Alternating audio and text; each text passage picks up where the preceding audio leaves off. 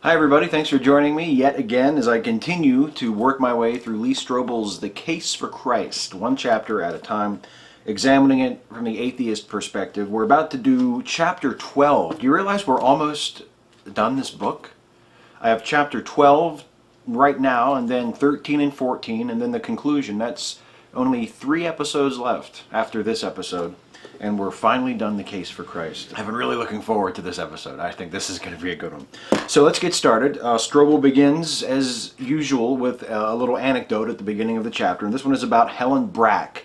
And Helen Brack was the heir to the Brack candy fortune, the heiress, I should say. She married into the family. And her husband was one of the Bracks. And she vanished without a trace in 1977.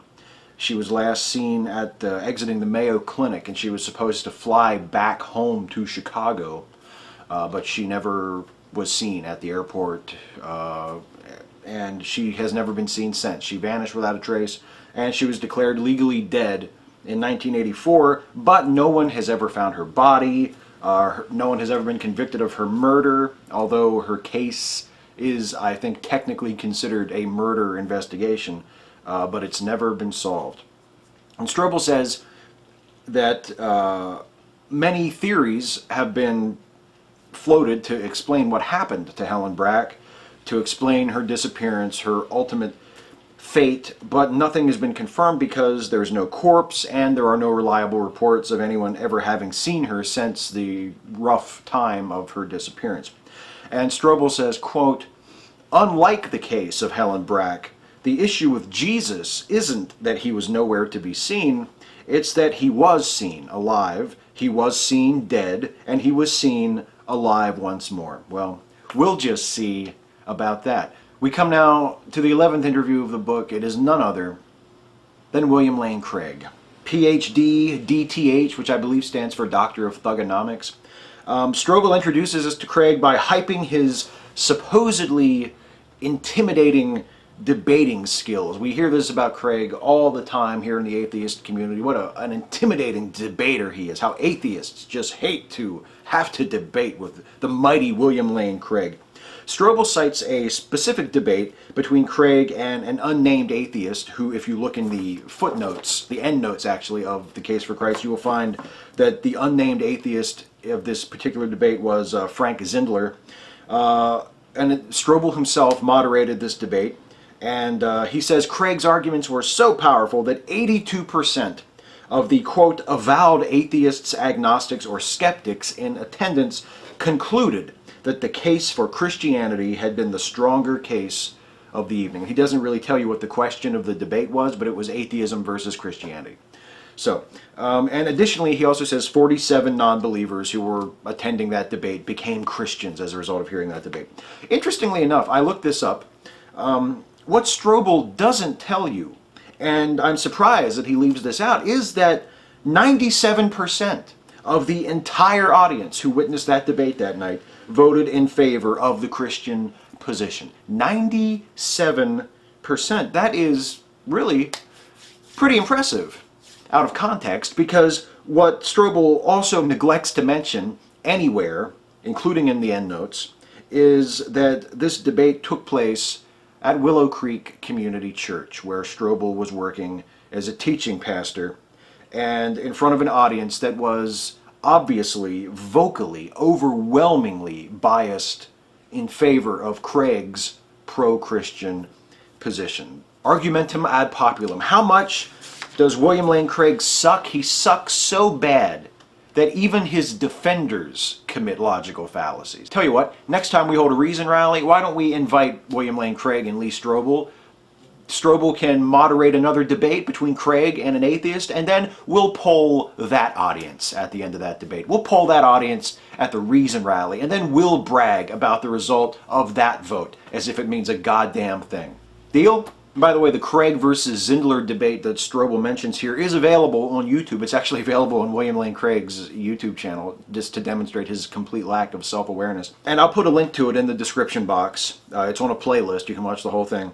And check it out for yourself if you like. Although, I warn you, if you've seen one William Lane Craig debate, you've pretty much seen them all. His arguments never change, no matter how often they are refuted to his face by one atheist after another after another. In fact, if you've ever seen the famous debate from 2009 between Craig and Christopher Hitchens that took place at Biola University, you've heard everything that Craig has to say in this debate with Zindler. His arguments are absolutely identical in both debates. And when I say identical, I mean verbatim. He's using the exact same script in both debates, and in pretty much every debate that I've ever seen him perform in. So, next section, defending the empty tomb. Strobel goes through Craig's credits, his bona fides, if you will. He has a Master of Arts degree from Trinity Evangelical Divinity School. He has a doctorate in philosophy from the University of Birmingham, doctorate in theology from the University of Munich. He's the author of Reasonable Faith and a bunch of other books. He's the author of articles published in journals like New Testament Studies and Philosophy, published though rarely cited, as pointed out by Thunderfoot. You know, William Lane Craig is to atheism as Skeletor is to He-Man. He makes a lot of noise, he gets a lot of praise from his own side, but when you really look at the facts, you realize that he's no serious threat at all. Christian apologists hype him up as some sort of unbeatable debating machine, but all you have to do is watch one of his debates and you realize how utterly unfounded that reputation is. Craig isn't just overrated, he's awful. He's pitifully, embarrassingly, cringe-inducingly bad. He likes to describe himself, he often describes himself shamelessly, as a professional philosopher. And he arrogantly complains, on more than one occasion that I've seen, about how difficult he finds it to debate people who are not trained in philosophy as he is. Because, you know, these people that lack his training, they just don't understand that their conclusions have to follow logically from their premises. So I'll tell you what, you ever want to play the least fun drinking game imaginable? Watch any William Lane Craig debate and take a drink every time one of his conclusions follows logically from his premise. Trust me, you will be just fine to drive home.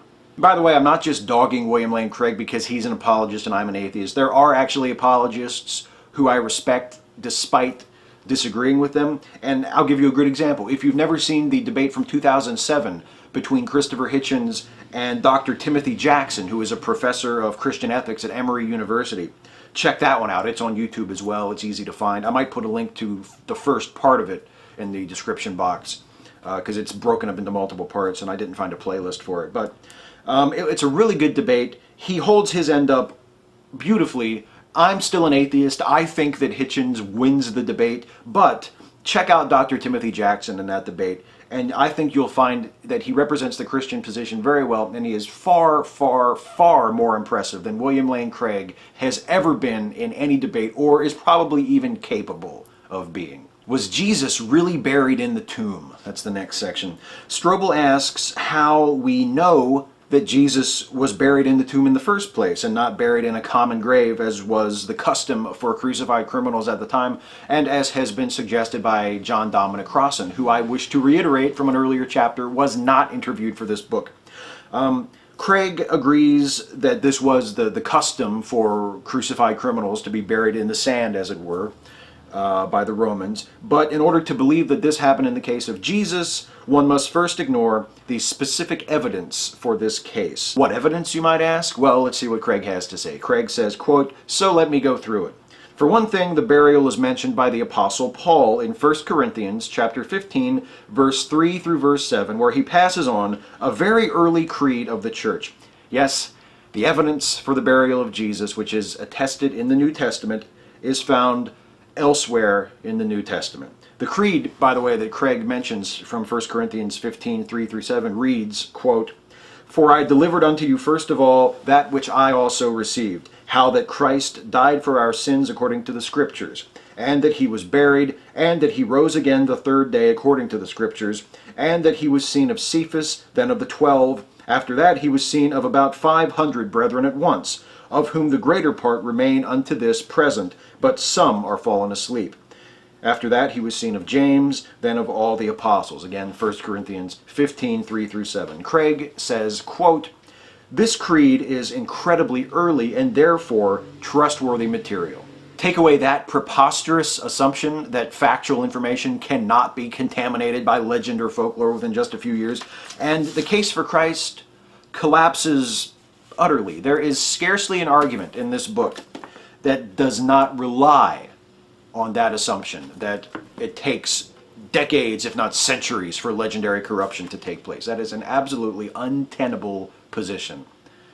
But without it, the case for Christ is nowhere. Craig claims that that creed summarizes the Gospels, and that the Gospels contain reliable attestation of the burial of Jesus, and that they also name Joseph of Arimathea as the man who took charge of the body of Jesus and provided the tomb in which the body of Jesus was buried.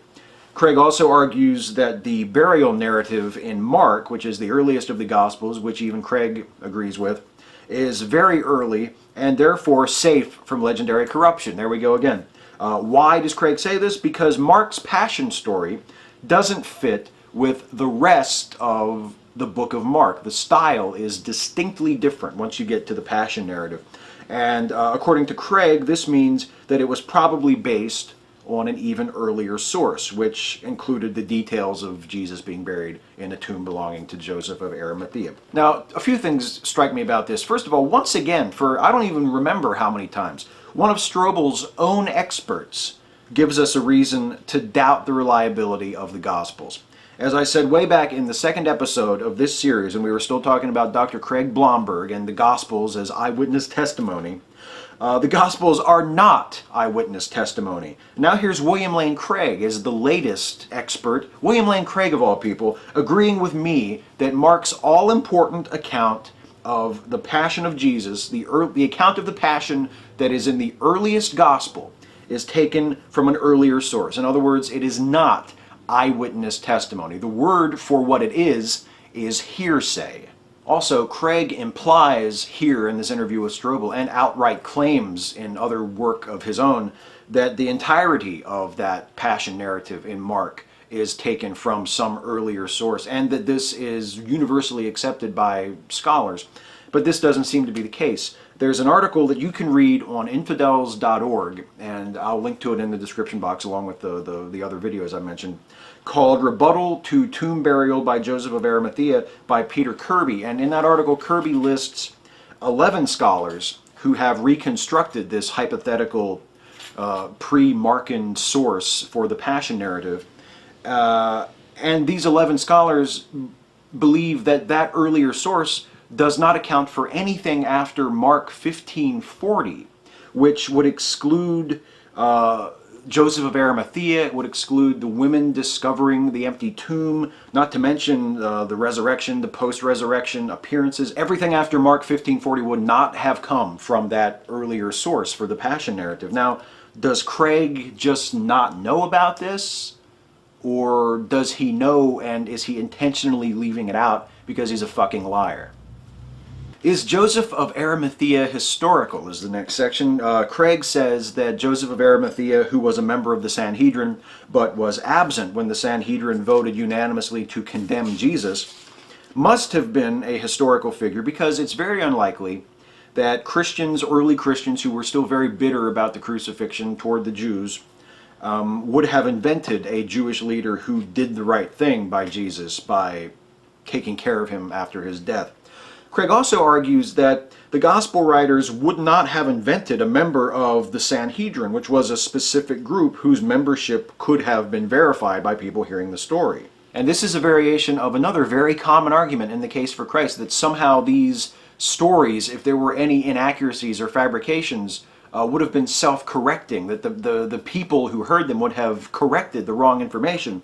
But this assumes, in order to make this argument, you have to assume that enough people who knew better heard the story and cared enough to correct it in order to change the story to the right information, to screen out the fabrications.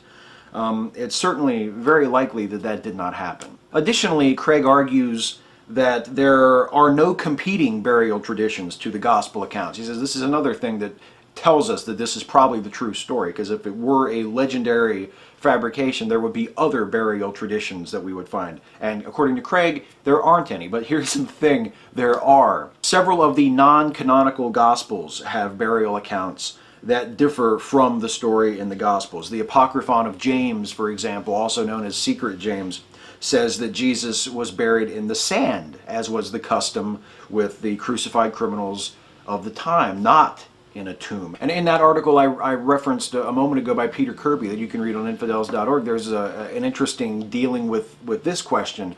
He suggests that there's reason to believe that the tradition of Jesus being buried in the sand may actually be one of the earliest burial traditions predating the Jesus in the tomb of Joseph of Arimathea, because Joseph of Arimathea giving Jesus his tomb is actually a better story. It's a more positive, honorable sort of story to tell people than, oh, Jesus was buried in the sand like a common criminal. So the less flattering, more embarrassing story may have been the more close to the truth story that was then changed and built upon and eventually became the not as embarrassing story of Jesus in the tomb. It's just an example that there are plausible alternate explanations. That's not necessarily the truth, but Craig talks as though there are no other plausible explanations. And there are. Very, very, very easily you can imagine and discover for yourself that there are other plausible explanations. Strobel asks if perhaps the resurrection of Jesus was meant to be a spiritual resurrection, with his body remaining in the tomb but his soul coming out and living forever. Craig argues that to early Jews, resurrection meant a physical return from the dead and nothing else. Specifically, the bones of the dead were thought to be the eternal part that would come back when they were resurrected. And claims of Jesus' resurrection being just understood in a spiritual sense would have fallen on deaf ears. People would not have gotten that at the time. Obviously, Jesus was meant to have been risen bodily from the dead. Craig says, quote, "So when this early Christian creed says Jesus was buried then raised on the third day, it's saying implicitly, but quite clearly, an empty tomb was left behind." Can I just ask, where was the empty tomb? Where was it located? Can I go see it? Can I go look at it? Does anybody know where it is? Has it ever been discovered, ever? How secure was the tomb? Craig describes the tomb of Jesus, the tomb of Joseph of Arimathea, I suppose I should say, based on excavations of other tombs from around the same time period. The big stone disc that would have been rolled down a ramp to cover the opening would have been very difficult to move. And additionally, Matthew says that the tomb of Jesus was guarded, and tradition says that these guards were Roman soldiers. Now, Craig says that the truth of the guard story is incidental. Strobel challenges him a bit, like, well, how do we know the guards were there? Why would the guards be there? And Craig says, well, it doesn't really matter whether the guards were there or not, because the theory that someone broke into the tomb and stole Jesus' body to fake the resurrection is no longer given much credence. Again, we see the admitted presence of invented material in the Gospels is treated as just no big deal by the apologist. It doesn't matter. Yeah, okay, they made that up too, but it doesn't matter. Were any guards present is the next section. And honestly, I'm just going to skip over this because this is Strobel and Craig continuing to chatter about the fucking guards. Were there any guards? Were they Roman guards or Jewish guards? Why did the Jewish authorities post guards to begin with unless they expected Jesus to be resurrected or the disciples to try and steal his body to fake a resurrection? Doesn't that imply some fine understanding of Jesus' theology by the Jewish leaders? None of this is particularly relevant or of interest to me, so I'm just going to move ahead to the next section. What about the contradictions? Strobel reads Craig a quote from Dr. Michael Martin, who lists a series of discrepancies between the individual gospel accounts of the discovery of the empty tomb. For example, the gospels disagree with themselves on the time that the women arrived at the empty tomb. They also disagree on how many women were there, 2 women or 3 women, the 2 Marys and Salome, or just the 2 Marys.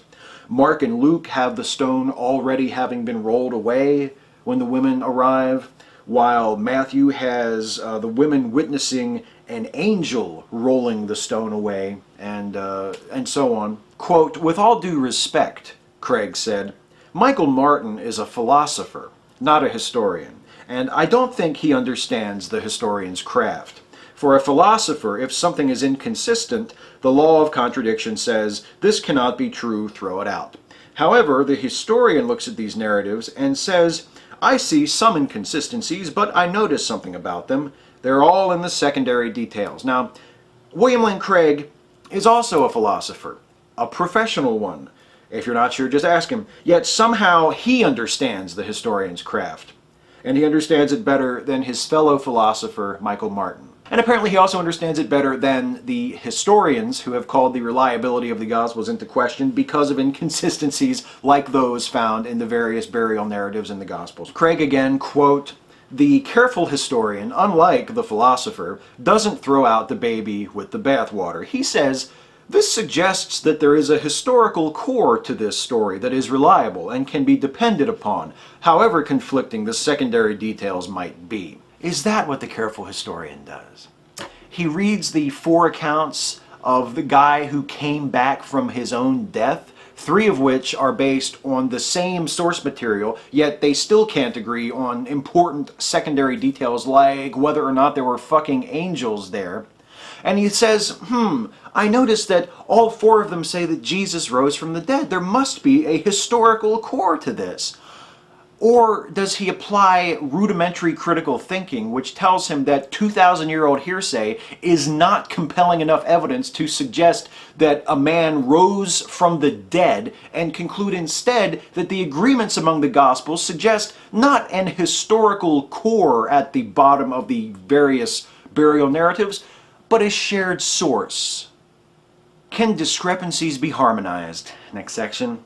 Strobel and Craig agree that the disagreements among the Gospels suggest that they represent multiple, independent attestation of the empty tomb. And Craig says, quote, so with these multiple and independent accounts, no historian would disregard this evidence just because of secondary discrepancies, so long as they see no reason to doubt ancient claims that a person returned from their own death. Also, no historian would disregard this evidence, so I must have just imagined the Christ myth theory. Craig compares the discrepant stories of the empty tomb to the 2 conflicting accounts of Hannibal crossing the Alps. Hannibal's campaign is accepted as a historical fact despite the 2 contradictory accounts. Here's the thing though, neither of those 2 accounts of Hannibal crossing the Alps, one from Polybius, one from Livy, claims that Hannibal crossed the Alps, say, on flying elephants, or that he was killed in battle only to return to life and lead his army to victory before being assumed into heaven.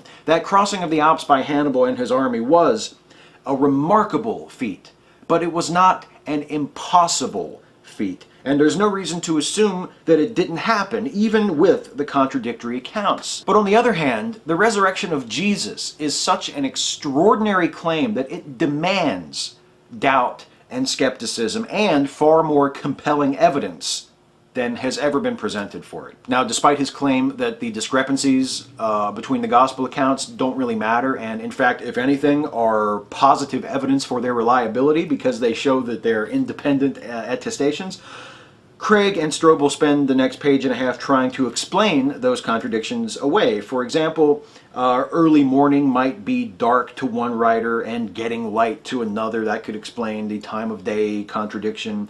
The list of the women who discovered the empty tomb aren't meant to be exhaustive and complete. Maybe one gospel just leaves out the third woman. It doesn't mean that she wasn't there, so okay, that explains that. Different gospels emphasize different aspects of the story. They have different theological focuses, leading to apparent contradictions that are really just stylistic choices, etc., etc., etc. Next section, can the eyewitnesses be trusted?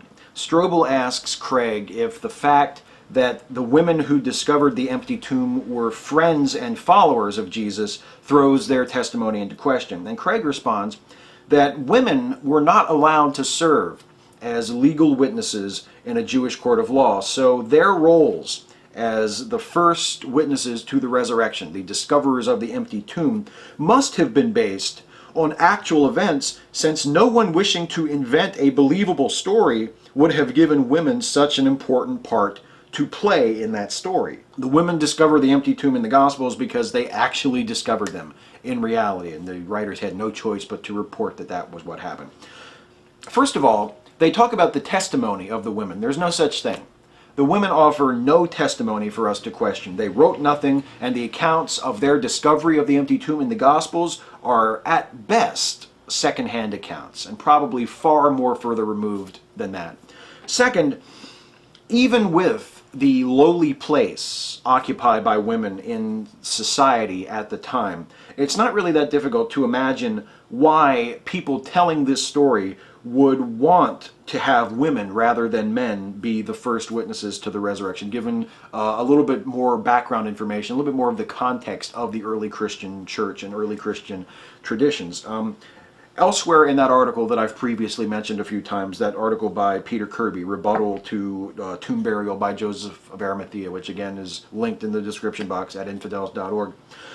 Kirby refers to a book by Peter Carnley called The Structure of Resurrection Belief, where Carnley argues that the author of Mark wrote that women had discovered the empty tomb because by the time he was writing, around AD 70, there had already been this tradition established that the male disciples believed in the resurrection based on the appearances of Jesus. They were not basing their belief on the empty tomb.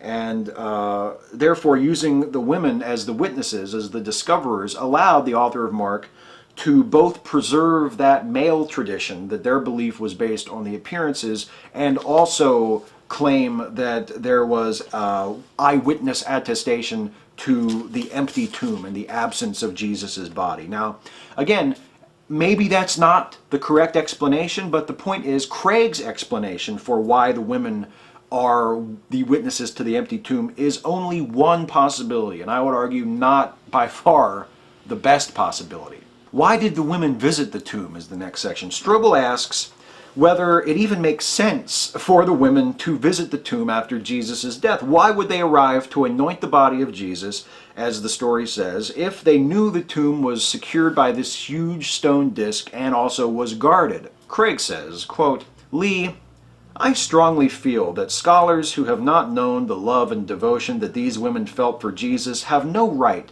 to pronounce cool judgments upon the feasibility of what they wanted to do." You know, he's right. I mean, what kind of people have we become? Are we really so cruel and cold and judgmental that we can stand here 2,000 years after the fact and point out that there was no reason for those women to visit the tomb except to serve as convenient witnesses to the resurrection? Or maybe it's not that we're cold and cruel and judgmental. Maybe it's just that we have brains that can recognize when shit doesn't make sense. Why didn't Christians cite the empty tomb is the next section. Strobel asks what may be his first good question of the entire book, and that is, if the empty tomb was real, why didn't the disciples and other early Christians, when they were preaching to convert people, why didn't they point skeptics to the empty tomb? He quotes an anonymous internet critic who he claims he found while doing research before this interview with Craig, who wonders why the early Christians didn't say, quote, "You don't believe us? Go look in the tomb for yourselves. It's at the corner of 5th and Main, third sepulcher on the right." Why didn't they ever do that if the empty tomb was a real thing? Craig's response to this, which is Strobel's first good question, is to completely ignore it and to answer a different question. Craig says, quote, "The empty tomb is found in Peter's speech. He proclaims in Acts 2:24 that God raised him from the dead, freeing him from the agony of death." And then Craig goes on to cite other biblical references to the resurrection and the post-resurrection appearances, and then says, quote, "I think it's rather wooden and unreasonable to contend that these early preachers didn't refer to the empty tomb just because they didn't use the two specific words, empty tomb. There's no question that they knew and that their audiences understood from their preaching that Jesus' tomb was vacant." Hey, great. That wasn't the question. Of course they referred to the resurrection and by implication to the empty tomb. Of course they may have even told people, hey, the tomb is empty. Christians are still saying that. But the point of the anonymous critic Strobel cites is, if the empty tomb was there, if it was a real place, why didn't early Christians tell those they were preaching to where it was? Why didn't they ever say, hey, the tomb is right over there, go check it out, have a look for yourself? Why didn't they ever say, don't take my word for it, go talk to Joseph of Arimathea, it was his tomb? I'm not saying that these would have been good arguments or that this would have been good evidence. I'm not saying that an empty tomb would have proven anything. But it is telling, I think, that there is absolutely no record of where this tomb, where this monumental, world-changing miracle, the resurrection of Jesus, took place, is located. The tomb itself has never been found, has never been identified. Next section, what's the affirmative evidence? Strobel asks Craig for his 4 or 5 best reasons why the empty tomb is a historical fact. And Craig offers 6, and we'll go through them quickly one at a time. First, he says, the empty tomb is implicit in the early creed Paul records in 1 Corinthians 15. We've already been over this. Irrelevant, since it depends on the assumption that early means free from legendary corruption, which is preposterous bullshit. Next, Craig says the site of Jesus' tomb was known to Jews and Christians, so if it wasn't empty, everyone would have known, and Christianity could never have been established on the basis of the resurrection. Again, this is the self-correcting fallacy that everybody who knew better would have told everybody else, and this false information never would have become a part of the narrative. That's bullshit. Also, everyone knew where the tomb was, so where was it? Why wasn't its location ever recorded? Tell me, somebody, some Christian apologist somewhere in the world, tell me. They say the tomb is empty. Where was the tomb? 3, Craig says, Mark's passion narrative comes from an earlier source, perhaps even as early as 37 AD. Covered this one already. The early source of Mark's passion narrative didn't necessarily include the empty tomb and the subsequent events. Next, Mark's passion narrative is, quote, stark in its simplicity compared to the later non-canonical accounts, which contain flowery narratives. We've encountered this argument prior to this in this book as well. Let me read you something from Mark's passion narrative. It reads, quote, so then after the Lord had spoken unto them, he was received up into heaven and sat on the right hand of God. And they went forth and preached everywhere, the Lord working with them and confirming the word with signs following. Amen. That is Mark chapter 16, verses 19 and 20. So Jesus ascending into heaven to sit next to God at the conclusion of a lengthy sermon delivered to a crowd of people days after his death and burial doesn't qualify as a flowery narrative. Noted. And by the way, there are also angels flying around at various times. Angels, not a flowery narrative. Next, Craig cites the, quote, unanimous testimony that the empty tomb was discovered by women, which would have been embarrassing for the disciples to admit to others, and therefore argues for the authenticity of the story. Already covered this one too. And then finally, early Jewish critics presupposed the empty tomb and focused on questioning what had really happened to the body of Jesus. They all agreed that the body was gone. So the argument is essentially that some equally ignorant, credulous, and superstitious people from the time had poor counter-arguments. He's calling that affirmative evidence for the empty tomb. Okay.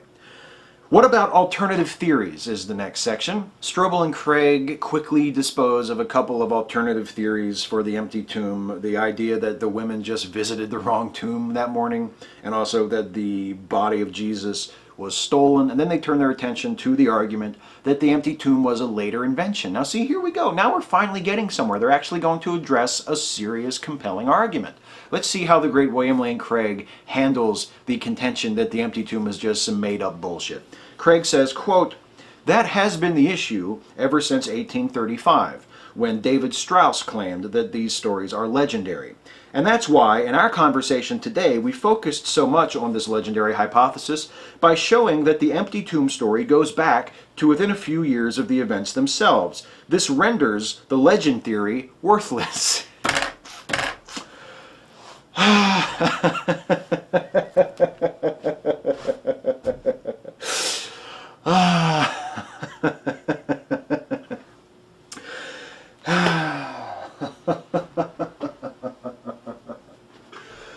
Oh, yeah. Yes. Okay.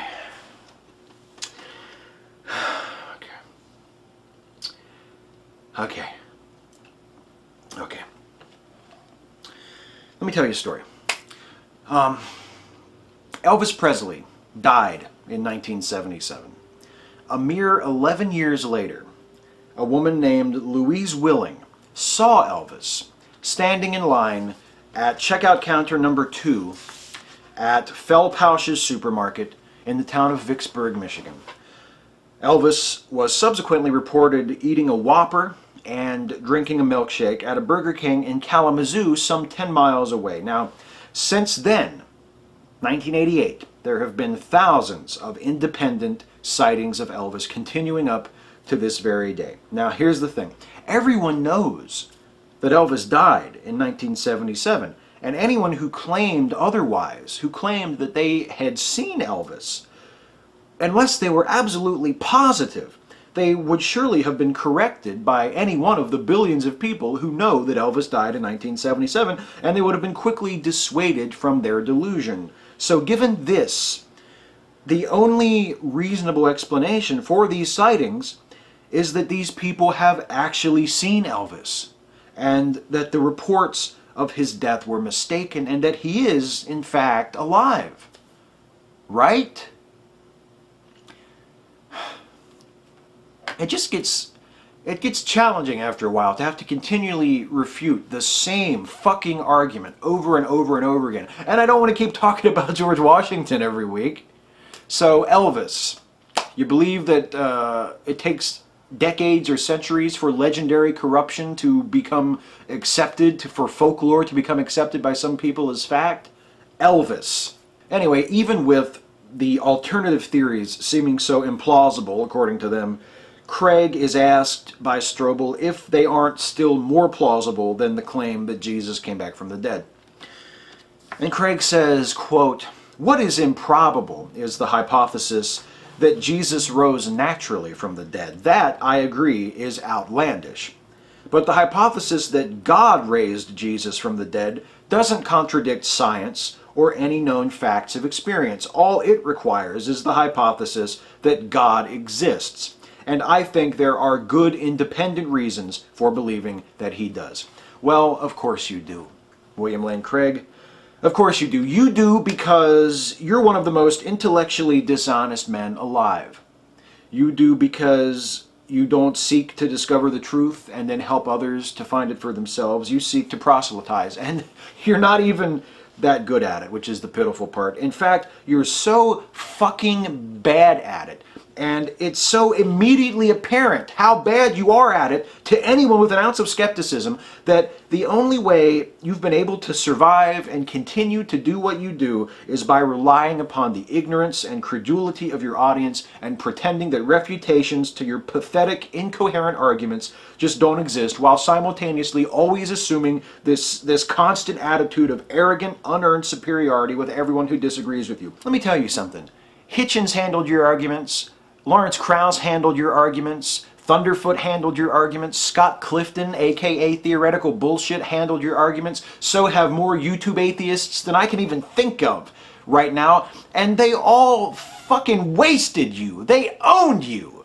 I've watched that debate between you and Christopher Hitchens from 2009 at Biola more times than I can count. That's a bloodbath, man. And it's not that I think Hitchens was untouchable. Like I said, watch that 2007 debate with him and Dr. Timothy Jackson. Dr. Jackson handled himself real well. But you, watching you debate Christopher Hitchens, that's like watching Lord Littlebrook fight Brock Lesnar, man. It's so one-sided, I wouldn't even bother to watch it more than once, let alone over and over and over again, if the sight of Christopher Hitchens smacking your smug ass from one side of the stage to the other didn't give me so much fucking pleasure every single fucking time I watch it.